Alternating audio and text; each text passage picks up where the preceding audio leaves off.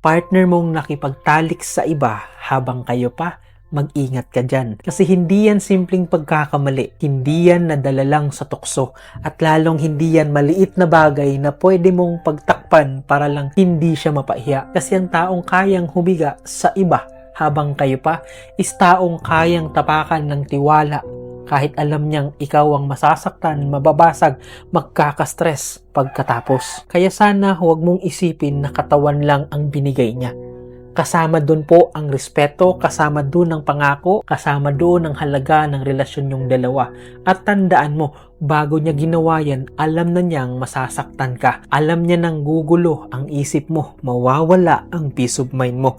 Alam na niyang mahihirapan kang magtiwala ulit, pero ginawa pa rin niya. At mas masakit, madalas ikaw pa ang gustong patahimikin. Siya pa yung galit. Ikaw pa ang sasabihan ng OA, praning, hindi marunong magpatawad. Samantalang siya ang nagtaksil. Siya pa ngayon ang gustong gumaan ang bigat ng kasalanan niya. Kaya please mag-ingat ka dyan kasi ang taong kayang makipagtalik sa iba habang kayo pa hindi lang mahina sa tukso.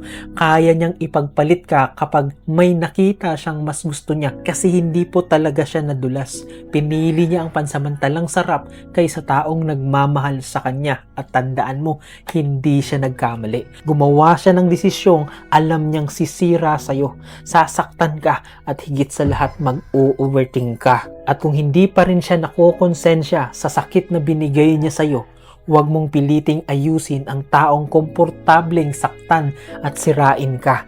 Mabuti pang walang kasintahan, walang jowa, walang taong mahal or walang partner mag-isa ka kaysa namang may partner ka nakikisiping sa iba.